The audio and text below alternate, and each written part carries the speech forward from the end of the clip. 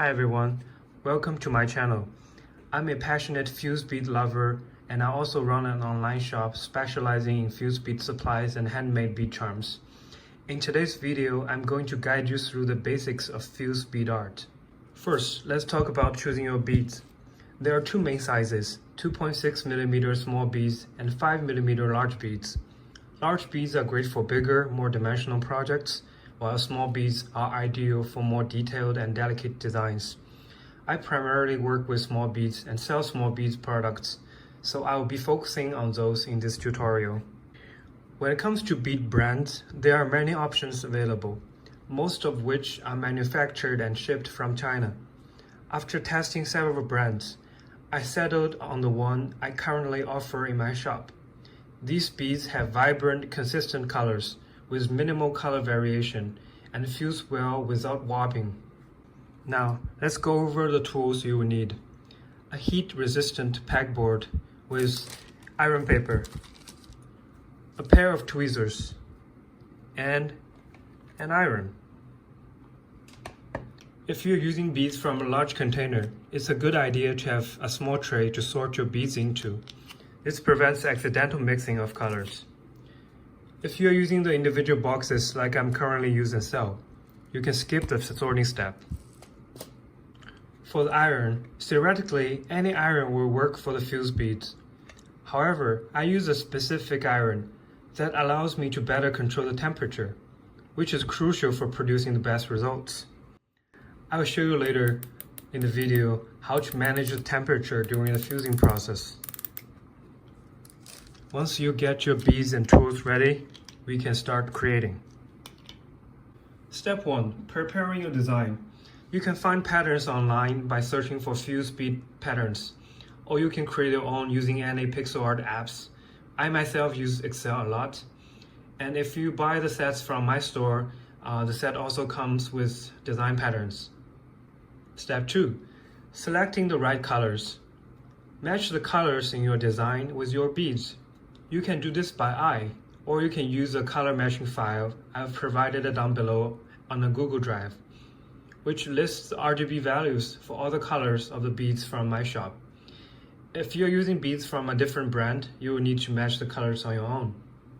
Step 3. Arranging the beads. Use the tweezers to place the beads on your pegboard according to your pattern. Today, I'll be making a small gift for one of my customers. So let's get started. Okay, next it's time to fuse the beads. This is the trickiest part, where temperature control is the key. If you are using the iron model from my shop, you can start by setting your iron to the first line just above max. So this is max, and this is the line. You want to go somewhere just around here. Let it preheat for about 1 minute or two until you hear a click, indicating it's ready. Now let's plug it in. Did you hear that? That's the right click. Then cover your beads with ironing paper. You can use this paper I sell or a baking liner you get anywhere online, like this one. Both work well and can be reused for multiple times. When ironing, press down the edges of the paper to prevent the beads from shifting. Then move the iron in a circular motion to ensure even heating, and avoid staying in one spot too long, as this can cause uneven fusing. This process could take about 10 to 20 seconds. You will know it's time to stop when you see the beads fused to the paper. Now let's start.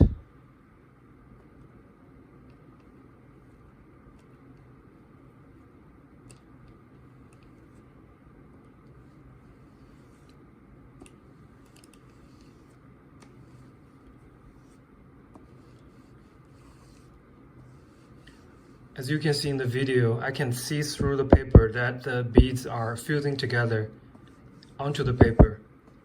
And right now is a good time to remove the iron and also remove the paper from the board. Perfect. I don't need the pegboard anymore. Let's take a closer look at what the condition of the beads is when you can remove it from the pegboard. You can see through the paper that the beads are kind of melting, and this is perfect condition to remove it from the pegboard. What we're going to do now is to reduce the heat to right above the 2 points right here. It says wool and silk. Wait some time for the heat to cool down. The temperature should be good, and let's keep on ironing in a circular motion until all the beads are evenly fused. And you need to check periodically on the good lighting to make sure that there are no holes. Let's get started.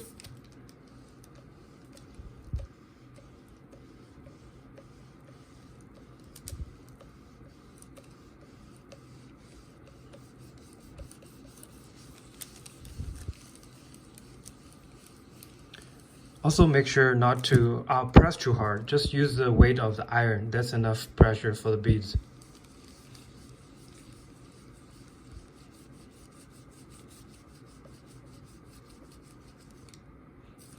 As you can see, the holes are kind of closing. There's still some holes right here, so I'm gonna focus on the lower part.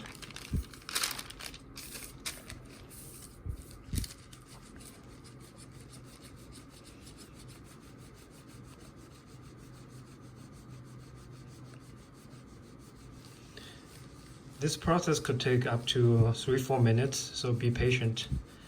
For the small creations like this one, usually it just takes 1 minute or 2.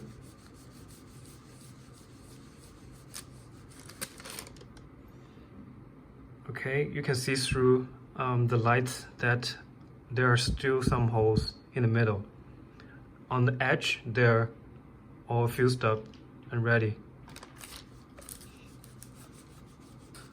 Once you're sure all the beads are fully fused, as you can see through the paper, there are no holes and very nicely fused up, you can place a heavy object on top of your design for a couple of minutes to ensure it stays flat. I usually use heavy books. Finally, just peel your creation off the ironing paper and you're done. Looks perfect without any holes.